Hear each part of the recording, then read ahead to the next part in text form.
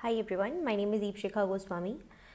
So, in the last session of 100 most important flashcards, we have discussed about the G protein coupled receptor. Now, in this video, we will talk about the pathways which GPCR deals with. So, there are 6 major pathways, that is CAMP dependent pathway, IP3DAG pathway, cholera, pertussis, nitric oxide pathway, phototransduction. So, these are the major 6 pathways which GPCR deals with. Apart from that, there are various other pathways as well, but those are not very much relevant from the perspective of your exam. Okay. So we'll talk about the CVMP pathway, but before that, I need to show you a few type of G proteins because that is relevant for the for whatever we are going to discuss now. शुरू करने के पहले आपसे एक बहुत simple सी बात बोल देना चाहती हूँ मैं कि लाइक शेयर और सब्सक्राइब ज़रूर से करना है आप लोगों को, ठीक है। जस्ट फॉर द सेक कि आप चाहते हो कि मैं कंटिन्यू करूँ आपको ऐसे ही ऑसम लेक्चर्स देते रहना, तो उसको इतना ज़रूर कीजिए, ठीक है, जिससे कि प्रोत्साहन मिलता है, अच्छा लगता है, ठीक है। ओके, जी प्रोटीन के टाइप्स के बारे में बात करते हैं। तो आप यहाँ देख सकते हैं, यहाँ पे आपको कुछ 5 टाइप्स दिखाई दे रहे हैं। सबसे पहले है जी अल्फा स्टिमुलेटरी। देखो हम किस बेसिस पे इसको बोल रहे हैं, हम इस बेसिस पे बता रहे हैं कि 2 क्लासिफिकेशन तो वो हैं कि जी प्रोटीन कौन से पर्टिकुलर पाथवे में इन्वॉल्व्ड है। तो अगर तो जी प्रोटीन आपके CAMP के लेवल को बढ़ाने में इन्वॉल्व होती है, ठीक है, इस पाथवे में, तो हम उसको बोलते हैं जी स्टिमुलेटरी प्रोटीन। और अगर वो CAMP के लेवल को घटाने में इन्वॉल्व होती है तो वो होती है जी इनहिबिटरी प्रोटीन।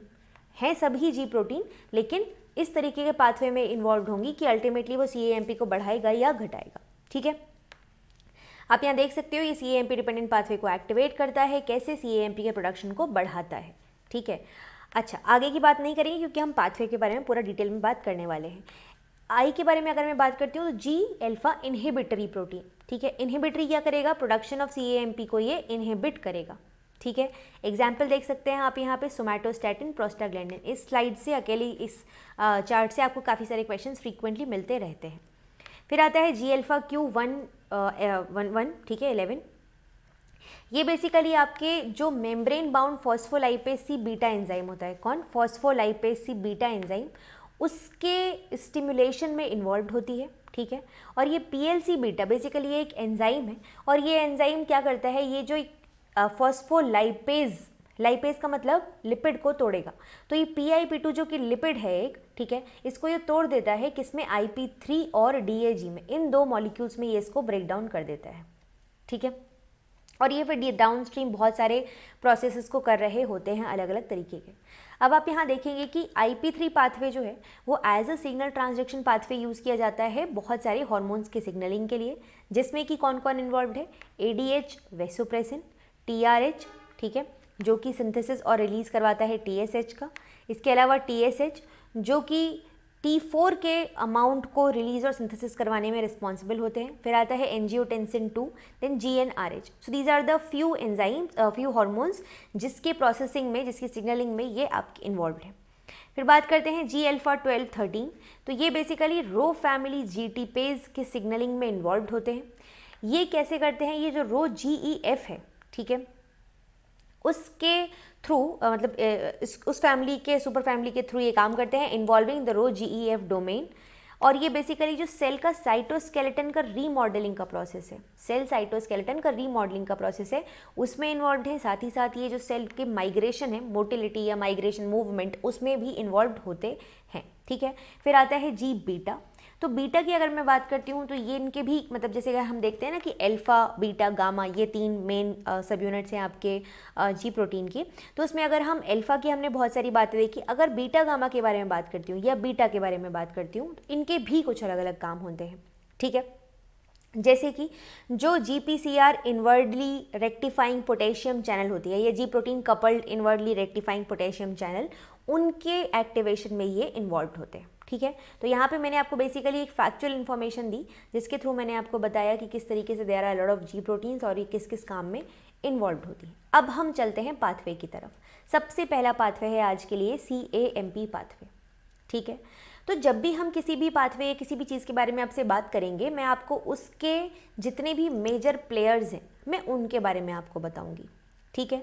तो इस कहानी के जो मेन कैरेक्टरिस्टिक्स हैं या मेन कैरेक्टर्स हैं वो कौन कौन हैं?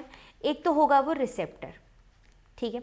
रिसेप्टर GPCR ही काम कर रहा है यहाँ पे। फिर जब रिसेप्टर एक्टिवेट होता है तो उसके बाद में वो जी प्रोटीन को एक्टिवेट करता है। जी प्रोटीन कौन सी काम कर रही है यहाँ पे? जी स्टिमुलेटरी प्रोटीन, ठीक है। जब ये जी प्रोटीन भी एक्टिवेट हो जाती है, मतलब कि जब ये GTP बाउंड स्टेट में आती है, तब ये क्या करती है? तब ये डाउनस्ट्रीम एक एंजाइम को एक्टिवेट करती है, ठीक है। एक नया प्लेयर आया जिसका नाम है एडिनाइलिल साइक्लेज।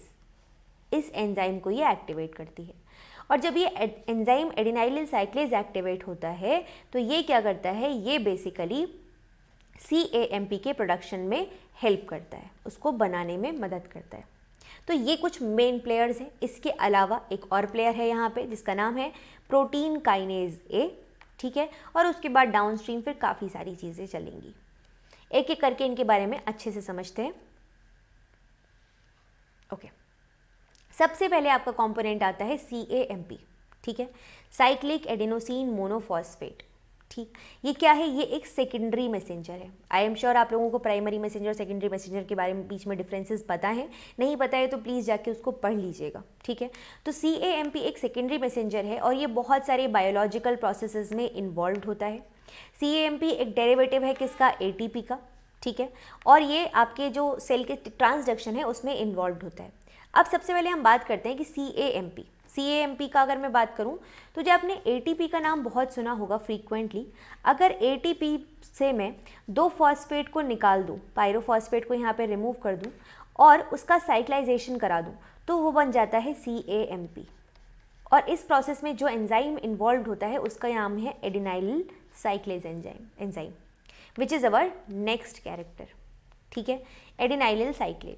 अब यहाँ देखेंगे तो ये क्या करता है? ये बेसिकली जैसे मैंने बताया ATP को कन्वर्ट करता है ये CAMP में। CAMP आप यहाँ देखेंगे तो जो पायरोफॉस्फेट है आपका, 2 फॉस्फेट यहाँ से निकल रहे हैं एडिनाइलिल साइक्लेज एंजाइम की प्रेजेंस में और CAMP का यहाँ पे फॉर्मेशन होता हुआ दिखाई दे रहा है, ठीक है। इसको आप याद रखने के लिए कैसे रख सकते हैं कि जब सर्दी होती है, बहुत ज़्यादा ठंडा होता है, तो जनरली कोई भी ह्यूमन बीइंग या एनिमल वो सर्कुलर फॉर्म में सोने की कोशिश करते हैं।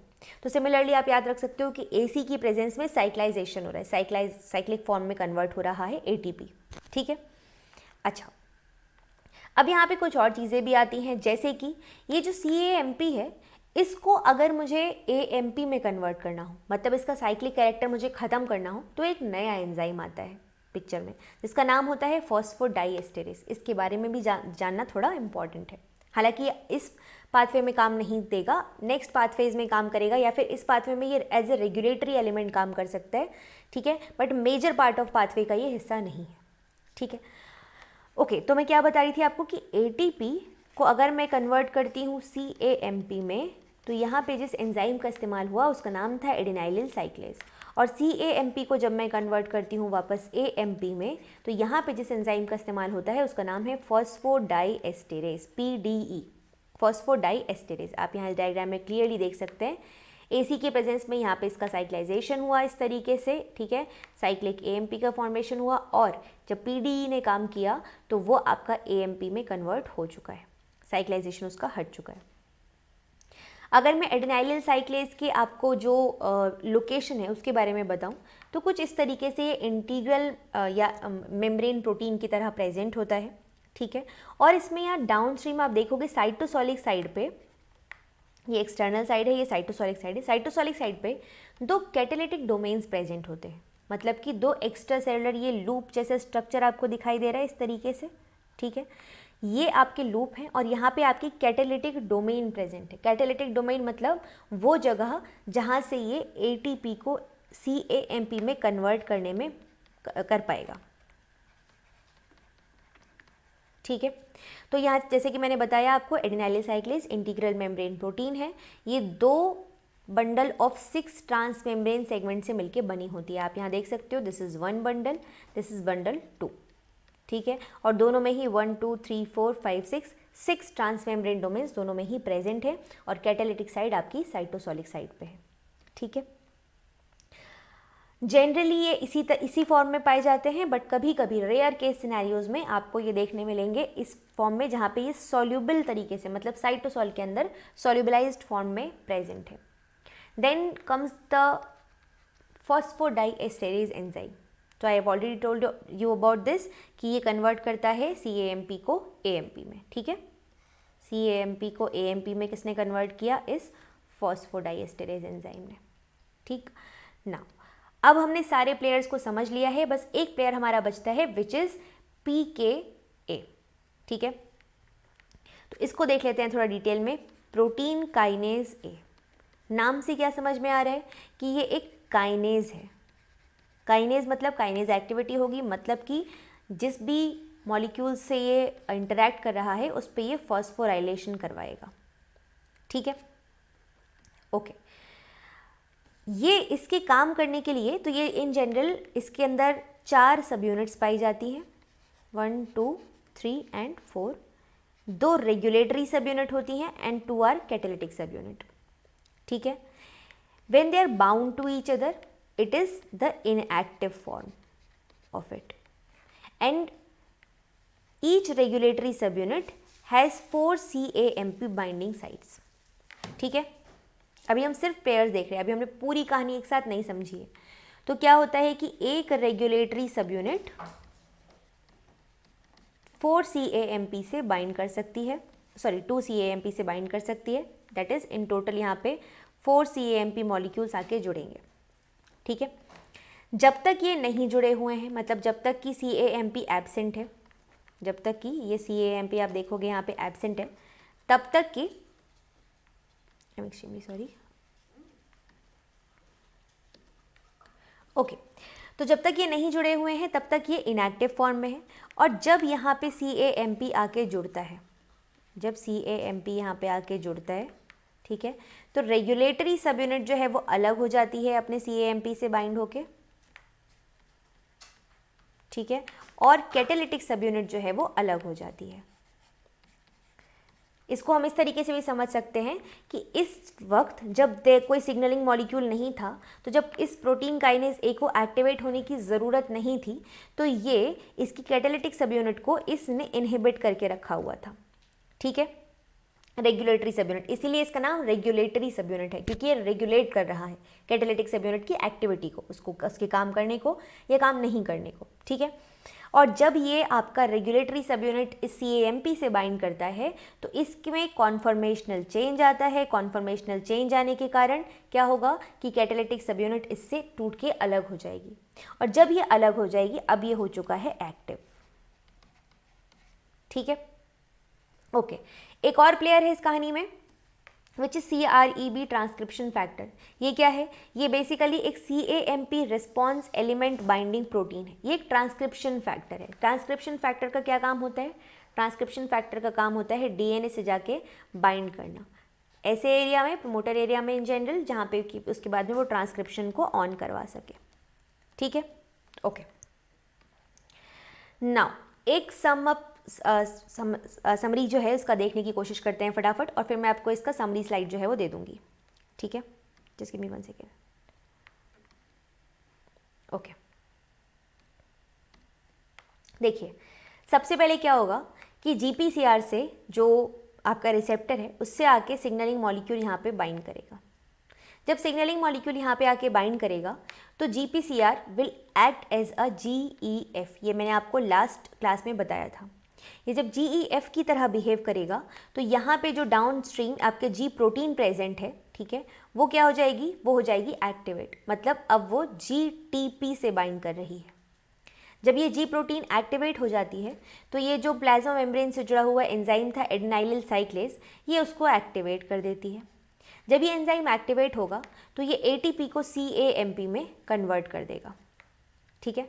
अब ये CAMP मॉलिक्यूल्स जब जाके इस रेगुलेटरी सब यूनिट पे बाइंड करेंगे तो ये प्रोटीन काइनेज A जो है ये एक्टिवेट हो जाएगा। रेगुलेटरी सब यूनिट अलग हो गई अपने CAMP से बाइंड करके, और कैटालिटिक सब यूनिट अलग हो गई।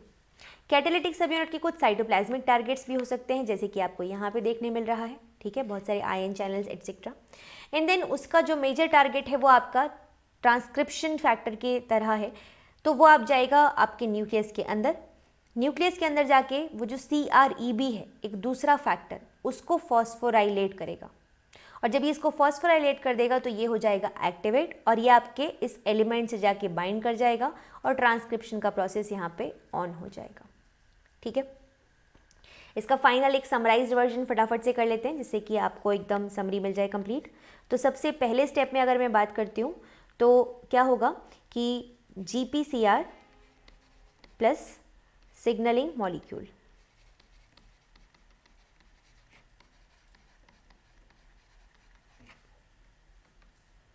ओके। सेकेंड स्टेप में क्या होगा कि GPCR will act as GEF। ठीक है, इस प्रोसेस में जो G प्रोटीन है विच इज़ GS, ये प्रोटीन जो है उसका क्या होगा, पहले वो GDP से बाइंड थी इनिशियली। ठीक है, इस प्रोसेस में GDP बाहर निकल जाएगा और GTP आ जाएगा। ठीक है, now GS is attached to GTP और ये हो चुकी है एक्टिव।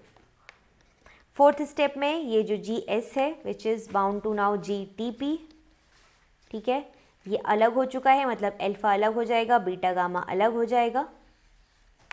ठीक है, तो ये अल्फा मतलब कि GS अल्फा बेसिकली है ना, ये क्या करेगा, ये एडेनाइलिल साइक्लेज एंजाइम को which is attached to the plasma membrane activate कर देगा। ठीक है, नाउ फिफ्थ स्टेप पे जो एडेनाइलिल साइक्लेज एंजाइम है वो क्या करेगा, वो ATP को कन्वर्ट कर देगा किस में, CAMP में। जब ये CAMP में कन्वर्ट हो जाएगा तो सिक्स्थ स्टेप पे ये CAMP जाके बाइंड करेगा, कहाँ पे जाके बाइंड करेगा, प्रोटीन काइनेज A पे, उसकी रेगुलेटरी सब यूनिट पे, 1 रेगुलेटरी सब यूनिट 2 CAMP। और एक खास बात ये होती है कि ये जो CAMP बाइंड करते हैं ये कोऑपरेटिव मैनर में बाइंड करते हैं, मतलब कि एक बाइंड करेगा तो दूसरे के बाइंड करने को बढ़ाएगा। ठीक है, सेवेंथ, अब ये प्रोटीन काइनेज A की जो रेगुलेटरी सब यूनिट थी एंड कैटालिटिक सब यूनिट, तो बेसिकली रेगुलेटरी सब यूनिट का कॉन्फॉर्मेशनल चेंज होगा और कैटालिटिक सब यूनिट अलग हो जाएगी, डिसोसिएट। ठीक है, एट्थ स्टेप पे जो आपकी कैटालिटिक सब यूनिट थी वो हो जाएगी एक्टिवेट। जब ये एक्टिवेट हो जाएगी तो नाइन्थ स्टेप पे कैटालिटिक सब यूनिट आपकी either it can work on the targets which is cytoplasmic targets,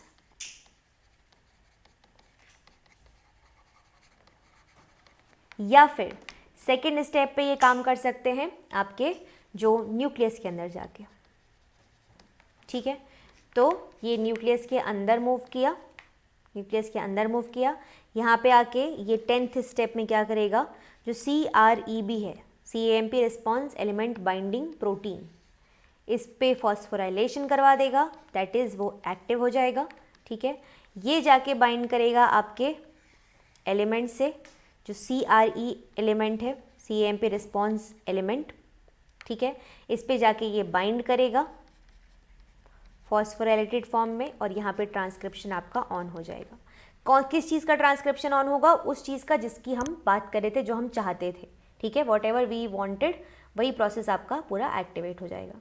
so this is all about this first pathway which is CAMP pathway. I have tried to cover each and every point which was requested and required for your information for this particular pathway. I hope that you have got all the requested information. In case you have any sort of doubt, do let me know in the comment section.